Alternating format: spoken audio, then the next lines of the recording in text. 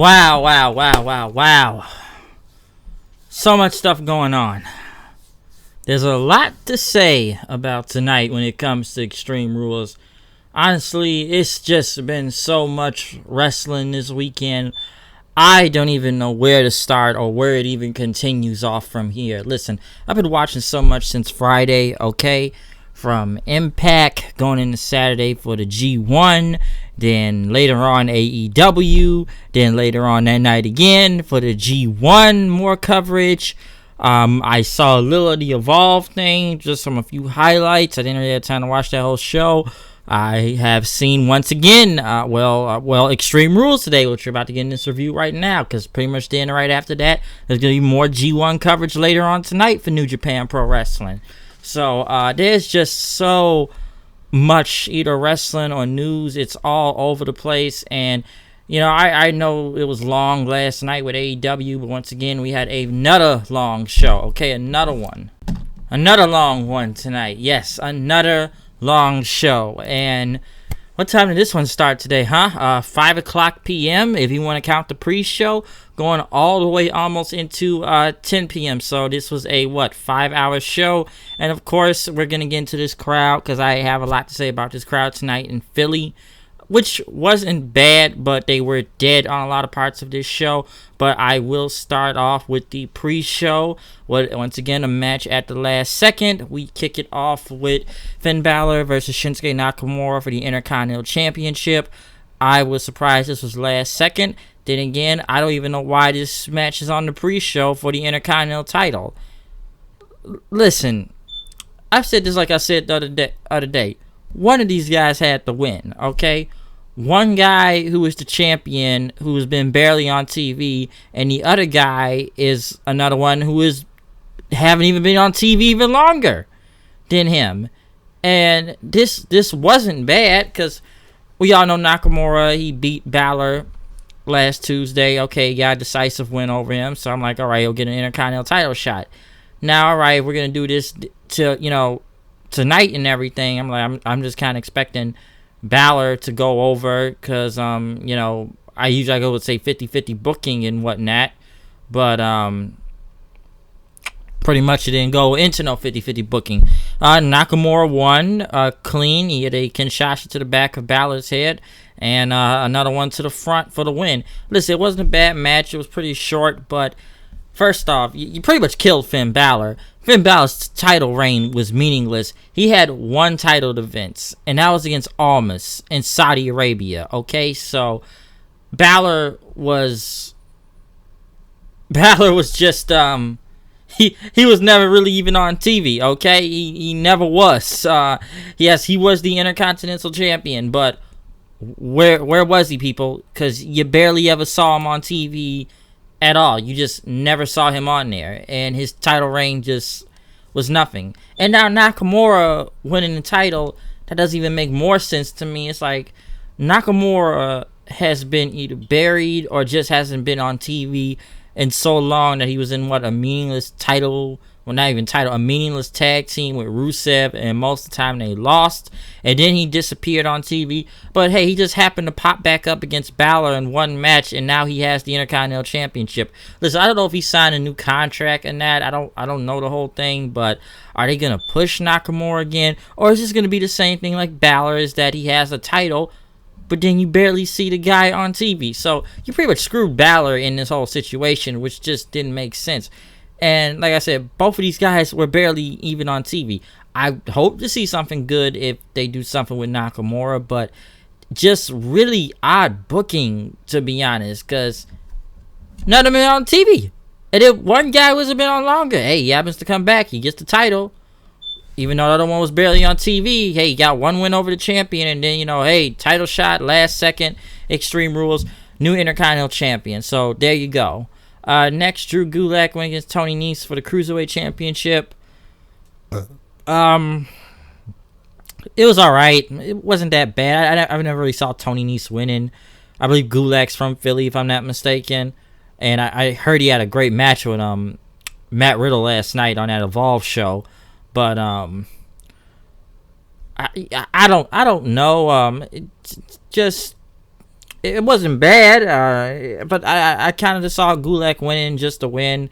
So yeah, he still retained the cruiserweight title and everything. Like I said, it's not much I can really take from this. Like I said, I don't really know what's going on 205 right now, but at least I saw. Yeah, I heard what he did last night and everything. I heard it was a way better match last night though, but that's the cruiserweight title for you there. But getting through those first two matches, we get to the first official match of the night for Extreme Rules. One I was actually surprised to see kick off the entire show was Undertaker and Roman Reigns versus Shane McMahon and Drew McIntyre in a no holds barred match. Because at first point I didn't think Undertaker and them were gonna be the main event, but I'm like, really, we're gonna kick the match off with Undertaker, huh? You don't really see like stuff like that on pay-per-views nowadays. Well, I'm sure he did it before on pay-per-view if I'm remembered in the past, but like I said, usually see Undertaker kind of near. You're gonna see him near the main event. Okay, it's Taker, so that's kind of the most time you would even see him. When it comes to being in a match, so it was very interesting to see him kick off the show. But in a way, it was smart though, because get the crowd while they're hot. Okay, it's the beginning of the show. It's Philly. The crowd's on fire right now. Have them pop off big, because of course you have Shane and Drew come out. Shane has Mike Rome. I don't know why they don't have Greg Hamilton out there doing the best in the world thing after what happened last Monday.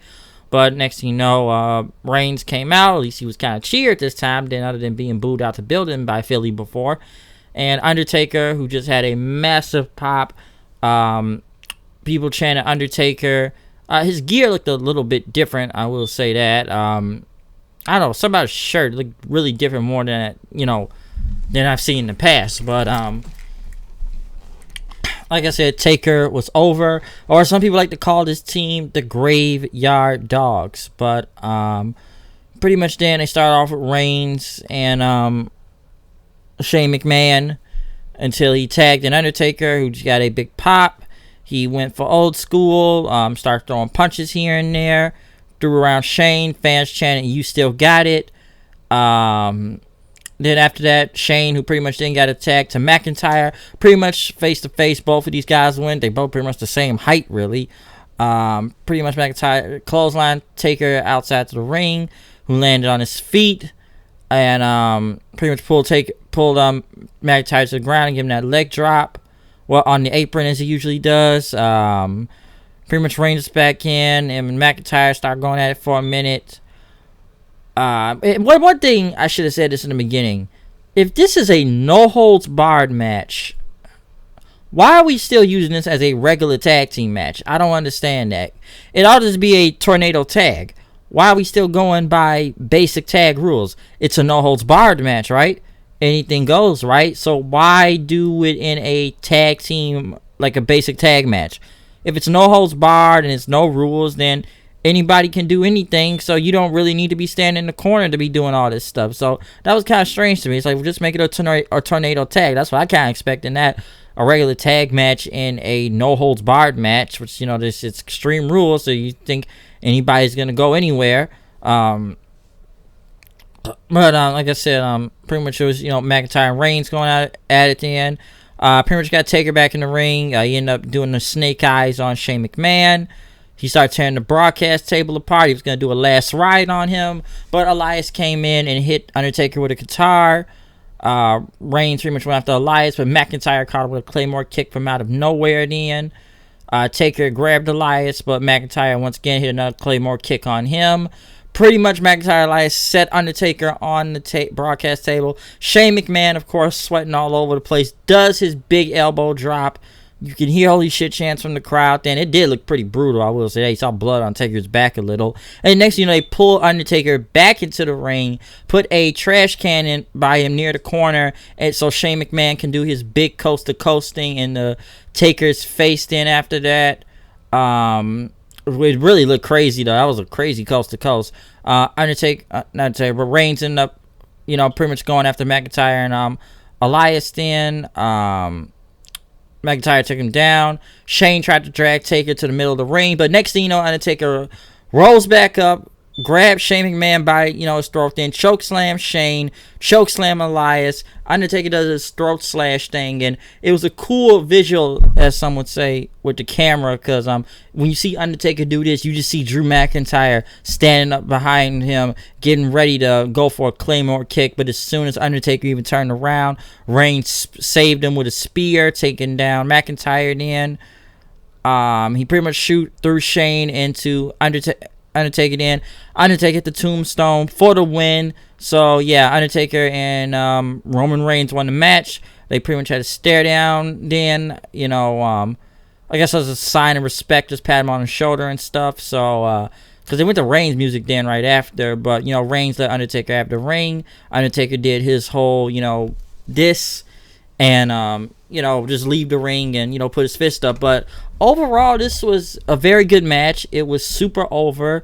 The fans loved it. I thought Undertaker did way better here than he did back at Saudi Arabia with Goldberg out there, and it was really good. I thought the match was really good. I didn't really hate it. I'm sure people are sick of Shane McMahon here and there and stuff, but I liked what I saw. The show it started off well. It was a hot start. You got the crowd going. I thought everybody did good out here. It didn't suck. All right, it was it was all over the place. Now, is this the end of Shane McMahon being on TV? No, because the guy still has several feuds around here. Because hey, Undertaker got payback on him, but for whatever reason he came back. But come on, he's still feuding with Kevin Owens. Hey, I'm almost surprised Kevin Owens didn't come out and interfere in this match. I almost kind of expected that to help Undertaker and Reigns, but you didn't even see Kevin Owens around. And he's fighting him. He's still fighting Reigns, Miz, if you want to count him. So Shane McMahon still has several feuds, even though he was beaten right here. He's still around, people. So it's not like you've seen the last of Shane McMahon. But the match itself between Taker and Reigns versus McIntyre and McMahon was great. Some people say this was almost over 40 minutes of the first, pretty much 40 minutes of TV time, they said, because you got to get through everybody's entrances. We know how long it takes Undertaker to come out, and they said that the total match was 17 minutes, but if you want to count all the other stuff, I believe that was almost 40 minutes of the show until we get to the next one. But overall, I thought it was a great start to the pay-per-view. Pretty much then after that, they interviewed Seth and Becky, talking about what was going to happen tonight with the titles on the line, that they are still going to take out Lacey Evans and Baron Corbin, and they will be full of pigeon crap, so that's going to happen. They also hyped the, I guess to say this, the Raw reunion in the next week or two, so, of course, they're going to bring a whole bunch of legends in to pop the crowd, and, hey, as long as they're bringing Stone Cold back, I have no problem with this, so, there you go. You don't really get to see Austin a lot on this show, but, moving next into the pay-per-view, the Revival went against the Usos. This was a good match. It wasn't bad, but I think the crowd had something to play on this because they had to follow the Taker match, and the crowd was so hot for that. This is where the crowd really got dead throughout half the night, okay? Because this was a good match. It really was, but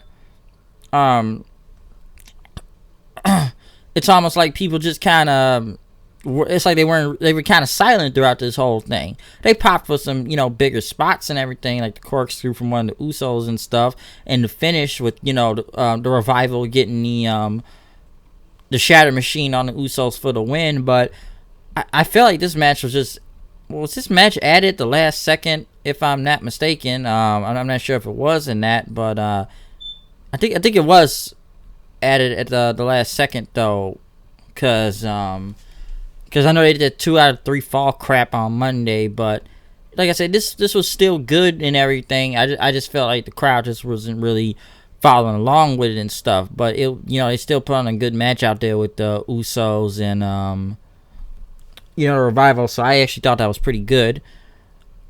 But yeah, Revival, they still retain the championships. I didn't really think the Revival was gonna lose them anyway, so yeah, I'm not really surprised. I did like when the fans did chant "Dash, you suck" at one point when he got involved in the match. So at least they were getting some type of reaction out there. I will say that too. But after the tag team match, we then went into Aleister Black versus Cesaro, the man that's been sitting in a room for over several months now, wondering when he was ever going to come back. This was a good match. At first, I said this was going to be a show stealer, because both of these guys can put on a great match. But this was enjoyable though. I did kind of like when I think what was it? I don't know if it was Cesaro or Nat that did the power bomb, but yeah, I think he was gonna go for the neutralizer, and Black flipped him, and Cesaro landed on his feet and pretty much did the sit down pose just like Black did after that, kind of mocking him. But this was good. One thing I did like was when what was it, Black, he did that double knee thing on Cesaro, but Cesaro caught him in the air, which almost dropped him, and just like throws Black in the air, like, while holding his knees, hits him with a big uppercut that looked pretty cool, I will say that. Yeah, because Black tried to a Meteor, it was Meteor with that double knee thing there, but pretty much then Cesaro went for springboard with that elbow. Black got him with a high knee then. Pretty much then they start striking each other then, because Cesaro hit like several elbows on Aleister Black. But Black had pretty much got him back with another kick then. Fans chanted, "This is awesome." Cesaro tried to go for the neutralizer. It did not work. Black went for like several kicks then until he hit the Black Mass kick. Pretty much beating Cesaro right there. Clean. So this was good. It was a good match. I'm not gonna say it was the greatest thing or was the show stealer I wanted it to be, but like I said, I thought it was a really good match. But once again, I just felt like the crowd was not really kind of following into the whole thing too at the same time. But they did pop when the Black Mass happened when Aleister Black got the win though. So one of these guys had to win. We all knew, hey, come on, Black is gonna win, to be honest. Come on, the guy been sitting in a room for 2 months talking about who's gonna come fight him and stuff. So at least it finally happened. R-Truth, him and Carmelo looking for Hornswoggle or Spud or whatever. They were looking for him until they ran into Alexa Bliss and Nikki Cross. Pretty much Truth asked Bliss, you seen Hornswoggle and everything. Bliss tried to give Nikki Cross that coffee t-shirt until the Street Profits came up then, which I don't even know why they're even on this show in general. I don't know what their purpose is, but they talked about the whole SmackDown title thing, and it says which one of y'all gonna win, but Bliss said we're gonna be the co-champions. Pretty much Street Profits laughed at that, and Cross said that they're gonna prove them wrong and come co-champions. And I guess they were looking for the party and everything, but Dawkins, I think Angelo Dawkins says it's really weird that I want to party with Nikki Cross. I'm sure he was trying to get some of that, but she's already married, so that's not gonna happen. So there you go. Okay, we all know that that's not gonna go down. But I don't even understand why the Street Profits are even there right now, to be honest. But we did go into Bayley versus Alexa Bliss and Nikki Cross. To be honest, I don't know why. I feel like Bayley's not as over as she's supposed to be. This wasn't a bad match or anything, but like I said, the crowd. It's like they become dead for like the second, third match in a row, though. This is why I just felt like they were just kind of watching, but it's like they didn't care at the same time. I did like when Bayley had got like that like a leg lock and then a crossface on Bliss and Nikki Cross at the same time in this whole 2-on-1 handicap match thing. It's not much to say from this. Bliss did the Twisted Bliss. Bayley dodged it. Cross got in and stuff, but Bayley dodged her. Bayley ended up hitting the top rope elbow for the win. Yeah, like I said, the match was what it was. It wasn't bad. I know some people kept saying, oh, Sasha's going to come back or something. I actually expected Bliss or someone was going to turn on Nikki Cross, but it didn't look like that happened because Bliss was still with Cross right after the match as Bayley taunted them then. So, like I said, it wasn't bad. Like I said, as long as Bayley is still the champion, I didn't really care because I'm just kind of sick of this feud in general. Hopefully they move Bayley on into some better competition and stop this feud. But hey, I don't know what is next for this thing. Hopefully this doesn't continue and that's the end of this entire feud because I just didn't need to see Bliss as champion again anymore. Okay, I'm sure nobody didn't want to see that, but because, come on, wasn't this girl not even there for the go-home shows this week? But to what I'm hearing, she had a virus, if I'm not mistaken. So, I don't know, man. It's a lot to say from that. But moving on into next, the last man standing match. Braun Strowman and Bobby Lashley. Now, I'm seeing a lot of mixed opinions tonight on this match. Because It's two guys who are not over right now in this, in this match. I know they did that whole thing with the stage a couple weeks ago on Raw. Strowman came out limping at one point. Pretty much both guys brawled to the ringside. Strowman does a little lap thing, trying to take down Lashley, but Lashley ended up spearing him. Then at one taking him down, they got the steel steps in as he ran him into Strowman, and pretty much knocking him over the barricade. They pretty much punched their way up the crowd, going into like the concession stand or merchandise stand as they were brawling there in the arena. Lashley was throwing them around. Pretty much then Strowman had picked up Lashley and speared him into like the merchandise like board part of it as they both fell down then trying to count to 10. They kind of got right back to the ringside area then. Both guys just brought all the way back to the ring. Lashley did this big lap. There was a lot of laps in this match, by the way. Lapping himself all the way, knocking Strowman into the announce table. Picking up the announce table, pretty much burying him in it. But Strowman ended up getting out of there before the 10 count. He got back up, and pretty much him and Lashley start brawling. Fans chant, "This is awesome." At this crazy spot right here, they go back over the back into the crowd and everything. Lashley does this. I swear it was botched though. He does this running jump off the barricade, and I guess he was trying to run into Strowman so Strowman could catch him and throw him into some of the equipment, some chairs right there. And he just kind of had to still jump all the way there, but yeah, he still made it though in a way when he jumped him and stuff. But it just looked kind of. You just gotta watch real close how he just kind of ran, jumped the whole barricade and everything. But fans ended up chanting ECW then at one point. They pretty much fought up the stairs then. Lashley threw a fan, or maybe it was a planet fan, into Strowman. They started throwing fans over the place. Strowman then pretty much hit Lashley with a chair. They pretty much went up the stairs, and Strowman hit a big power slam off of this. I don't know what they landed on. Probably a bunch of cardboard boxes or just soft foam patterning. I'm not really sure what they landed on and stuff, but they Strowman power slammed them. Fans chanted "Holy shit!" Then after that, then ECW again. Pretty much as they counted, Strowman busted through the wood of cardboard or whatever and stood as the ref counted to 10. And Strowman won the last man standing match. Listen, I didn't hate this match. I kind of tune out at one point, yeah, because it started to drag on a little here and there. Because I didn't hate the match. There was some good spots, okay, and it wasn't, they tried to make this look like a great brawl. I thought they had a lot of time on their hands, of course, but it got to one point where I just kind of zoned out at one point, just watching the match, wondering how long was this going at one point. But it wasn't bad. I just don't know, okay? I don't know what goes on from this, but I thought it was an okay match. I didn't think it sucked all the way. I just don't think both of these guys are over right now. I don't know if this match helped them in that or where any of these two go on from here, but I guess we'll see between Strowman and Lashley. But yeah, I just kind of zoned out through at one point. What's next for it? I don't know. They interview AJ and Gallows and Anderson in the back, talking about they were going to beat Ricochet for the title tonight. Triple threat tag match. Daniel Bryan, Rowan, New Day, and Heavy Machinery. Triple threat tag title match.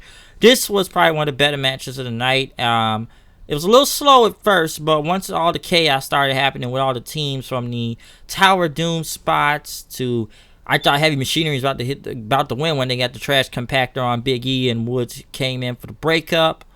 Brian doing a what was it? Oh yeah, Big E doing a suplex on Rowan. In after that whole Tower Doom thing, he did a suplex on Rowan. Brian hit a headbutt then from the top rope then, and tried to hit the LeBell lock, but Big E ended up getting to the ropes. Then after that, I did like when Brian did the I think he did like the surfboard board on Woods. He said, "Oh yeah, there's no disqualification." Okay, so it's like you don't really need to keep counting. And then Brian started throwing kicks at Big E, which he pretty much no-sold in. And he was like, "Do it, because Brian got slapping him. He was like, "Do it." Big E pretty much knocks the crap out of Brian there with a clothesline, flying him inside out. Bryan tried to do a moonsault on Big E, but Big E caught him, pretty much hitting the midnight hour for the win, and they won the tag team titles then. That was very surprisingly. This was a great match though, okay? This was great. This was really great. Like I said, it was a little slow at first, but it got way better, and this is why I felt like the crowd woke up, because they popped big time when New Day won the tag titles. I actually thought Heavy Machinery was going to win. I didn't think New Day was going to win these belts, because I'm like, okay, I didn't think they were going to become 6-time champions right now, but with them holding the belts here, pretty much the New Day and Kofi Kingston, they got all the belts right now. Kofi and all the New Day, Kofi, Big E, Woods, they're all wearing championship gold right now. Tag team and WWE champions. So I really didn't that was actually surprising to me. I didn't expect the New Day to win. That one was a surprise.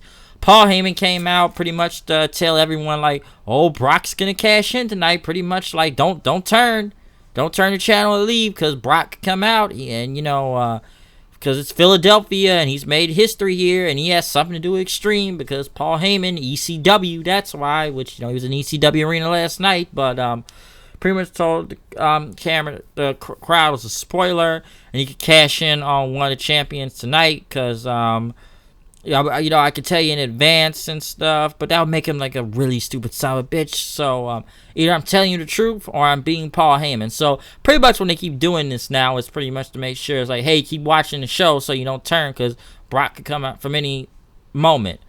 Next, Ricochet versus AJ Styles for the United States Championship.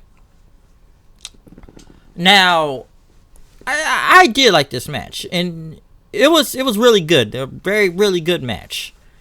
Now, I'm sure people are gonna talk about Ricochet's title reign, going like, what did it mean? What did it mean, really? Because of course Gallows and Anderson were gonna be there. I thought it was good. I thought Ricochet did some pretty cool spots on there. I did like when he did that shooting star press from the top rope, but pretty much that AJ's foot was on the ropes then after that. Now, I don't know what you can really take from this other than, like I said, I didn't expect AJ to win the title here, because they say he's like, what, a 3-time champion, because after Ricochet did that shooting star press, Anderson got involved. Ricochet pretty much knocked Anderson off the ropes then and everything, because he kicked him. Gallows tried to come in, but Ricochet dodged him as he was on the top rope. Styles pretty much on the ropes then, and pretty much did a Styles clash from the middle rope onto Ricochet to the ground for the win right there. Pretty much won the U.S. title. So Styles clash off the middle rope. I did not expect that to happen. That was something that surprised me again. I didn't think it was a lot of surprising title changes tonight. Some that don't make sense to me. Some I don't know what they'll make from this, unless they're trying to make the club look powerful again, or Bullet Club, or whatever club they're going with here. But do I see Ricochet come back for a rematch? Yes, but yeah, his title reign was literally nothing with this U.S. title, almost like Samoa Joe's when he just held the U.S. belt too, because Ricochet only have what, one defense, I guess you should say, a second defense now, and boom, loses the title. Same thing with Finn Balor. He had the Intercontinental title. What happens? One defense, second time comes around, boom, loses the title.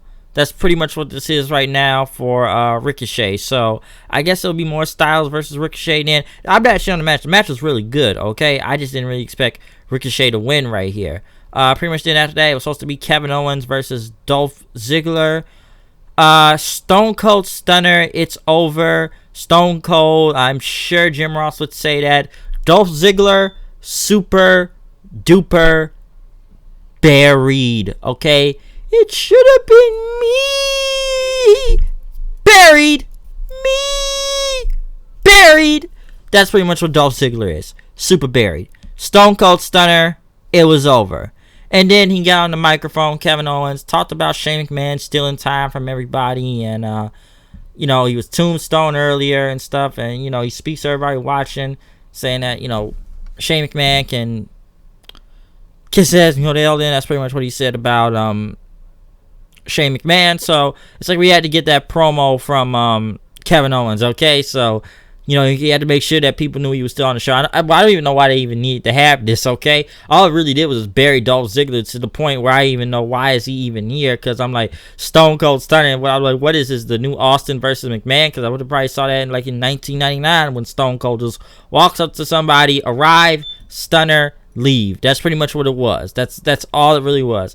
Comes out, Stunner, leaves, cuts his promo and leaves. That's pretty much what Kevin Owens did right there. Now I'm sure people are saying, is this the new Stone Cold versus Vince McMahon with Kevin Owens and Shane McMahon? I hopefully not, because I've seen too many people try to recreate stuff like this. But with Owens doing a Stone Cold Stunner, you would think he probably is Stone Cold doing these stunners now, since he's doing that move and stuff. But the fact that he just buried Ziggler is just, I don't even know what to say about Dolph Ziggler at this point in the game, because I'm already sick of him in his "it should have been me" promo, but now I don't even know. WWE Championship on the line, Kofi Kingston versus Samoa Joe. Samoa Joe had a pre-match promo talking about Kofi's title reign, and how about the New Day winning the titles tonight, too, and stuff. But he said that Kofi's going to lose his. Listen, what do I have to say about this match? Joe was mostly dominant throughout this match. A lot of shit talking from Samoa Joe, talking about Kofi knocking him down. I did like when he did that sweep of the leg thing on Kofi, hitting his knee, just sliding under there, taking him out. That was pretty brutal. Him going at Kofi's fingers, putting him into the steel steps and stepping on him then. Like I said, Joe was mostly dominant throughout this match. Kofi did come back and, pretty much started taking down Joe then. But Joe powerbombed Kingston, put him in the STF. Kofi got to the ropes. He came back with an SOS, got a 2 count. Tried to go for a Trouble in Paradise, but Joe got the Coquina Clutch in. Kofi pretty much pushed off the ropes, taking Joe down. And hit with a senton. Joe pretty much came back because of his finisher again. But, throughout the match, and this kind of gets near the end, you can hear people in the crowd chant, "We want Lesnar, no we don't." Listen, I never really thought Samoa Joe was going to really win the championship anyways, but I guess people didn't really care about this match, that they were just waiting for Lesnar to come out then if they're chanting "We want Lesnar." But, pretty much Joe threw Kofi off the ropes. Kofi pretty much pushed him off. He got him with a Trouble in Paradise out of nowhere. Kofi retained the WWE Championship. Listen, I never really believed Kofi was ever going to lose the title to begin with, so I've said this about Samoa Joe before. Samoa Joe has the Bray Wyatt syndrome.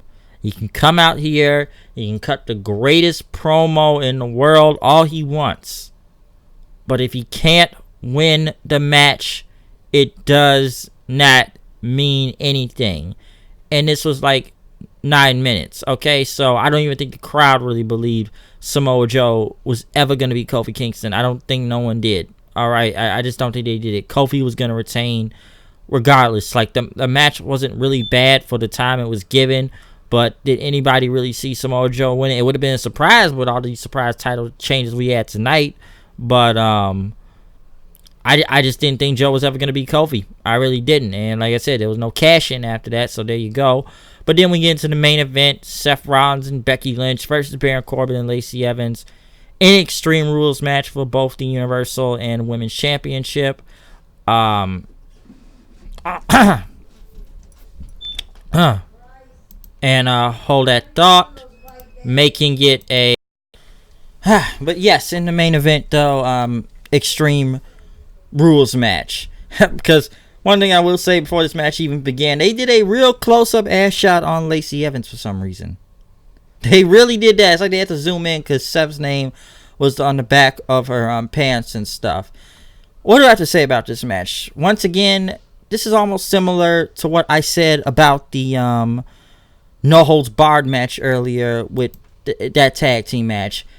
If it's an Extreme Rules match and it's a tag team, why isn't this a tornado tag if you know everyone is just gonna go? This pretty much no rules. Anything goes, anything happens, nothing stops anybody, okay? So it's just gonna be all over the place, all right? All right, and you just know it's gonna be all over the place. That's how this is gonna go. That's the point of this match. And then it's like a lot of it doesn't make sense in a way because okay, it's Extreme Rules, right? But you want to do it in the basic tag formation, and we're still going with the whole the man can only hit the man and the woman can only hit the woman. Which, I don't know why that's still even going if this is a match with no rules and anything goes and anybody can hit anybody. So why is it still being positioned as a tag match like you can get disqualified for one of the women hitting the men or one of the men hitting the women? It's not like anyone was going to get disqualified in this, but listen, this match was decent at best, I should say, because what was it? Rollins and Becky hitting both of them with kendo sticks at one point, beating them all over the place with it. There was this very brutal shot at one point where Lacey and Becky at chairs start hitting each other with it, which you could see Lacey actually hit Becky almost in the head pretty much hit her in the head with the chair, and Becky no-sold it, still having to fight her back with the chair she had. Like, it's almost like she had to no-sell a chair shot to the head right there. Rollins did throw a chair at Corbin at one point. He actually caught it, but Becky came and pretty much drop kicked the chair while Corbin was holding to his face, as Cole wants to call it or Grave called it a Van Maminator. You're not RVD, okay? It's not RVD. But pretty much then Evans hit Becky with a forearm to the outside of the ring as they went pretty much for the outside then. Pretty much hit an elbow on the middle rope. Rollins and Becky pretty much then had tables then, and they put it by ringside, and it was almost like a simultaneous thing because they took the kendo sticks and beat them with it, and they put put both of them on the tables. I thought it was a cool spot right here because Becky did like a sentai, and then Seth did a giant frog splash from like the top of the turnbuckle, like at the metal part where they had the LED lights on there. That was actually pretty good on that. But once again, that chant kept coming back to the match because it looked like people were kind of bored with this at one point. When the fans are chanting, "We want Lesnar," and "No, we don't," you could tell they're not really caring about this tag team match that is going on. Okay, so it looks like the fans were just mostly kind of losing interest of this. Maybe because they've been nearly at this show for 5 hours. But, next thing you know, after they did that whole table spot and everything, pretty much got back in the ring. Corbin hit the deep six on Seth, pretty much 2 count, but because Becky broke it up. Lacey Evans got in the ring. Becky knocked her to the outside. But next thing you know, Corbin hits a end of days on Becky Lynch, which the fans booed big time. And Graves said that he went too far. But then again, this is Extreme Rules. Anything goes. So man can hit woman or woman can hit man. That's pretty much basically how this goes. This goes back to the Attitude Era. And I know some people do not like these whole intergender match type of things. Come on, I just saw one about over a week ago. I just saw my Slammiversary last week with Callahan and Blanchard. And that was way better. That was a way better match, okay? But pretty much then, because I just saw people getting mad about that, but pretty much as after Becky got in the days, then Seth pretty much looked and he pretty much snapped and went into super rage mode, taking a kendo stick, beating the crap out of Corbin with it, then beat him with a chair several times, hit him with 3 curb stomps. Pretty much Seth went super mode right here. And after the 3rd curb stomp, pretty much won the match, still retained the title. So Seth and Becky retained their titles. But next thing you know, Brock comes out, his music hits, Paul Heyman is there, crowd's going nuts, pretty much cashing the Money in the Bank. Lesnar came in, hit 2 German suplexes on Seth Rollins. Heyman said, cash it in, which they did. Brock pretty much hits a F5, 1 F5, it's over. New Universal Champion for the 3rd time. So I'm pretty much we're back to square one, people. Brock is the Universal Champion again. I'm sure many people are pissed off right now, very pissed off, and it's the status quo. And now we go back to the disappearing act of the WWE Champion, okay? Not WWE Champion, but the Universal Champion. All right. So I guess we will have a disappearing champion again on Monday Night Raw. Just like last time, like the champion is never there, and we're going back to the status quo again, because after Lesnar and Heyman celebrated, pretty much Seth looked disappointed as Becky kind of looked on the side, disappointed too. Overall, the main event itself, the match, like I said, it was decent, at least for this whole mixed tag thing. There was a couple spots in the rage thing at the end with Seth. I wish he would have used that rage on Lesnar, but he probably was out of energy after that. But you know, other than that, it was okay. The whole Money in the Bank cash-in thing, hey, Heyman did say this was coming. I'm glad it wasn't on Kofi though. But like I said, the cash-in thing, we knew this was going to come sooner or later. Honestly, I wish they would have kept the Boombox Brock thing up. I enjoyed that way more.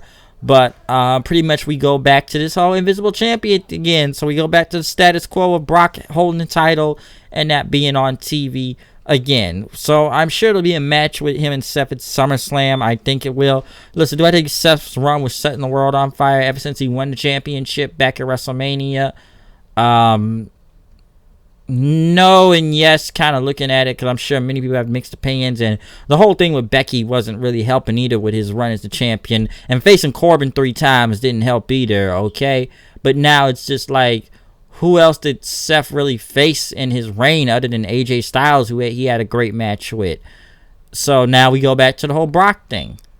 So it's like the status quo has continued again of, like I said, Invisible Champion, and now I guess the chase is back on. I don't know. I guess we'll see what happens on Raw tomorrow night.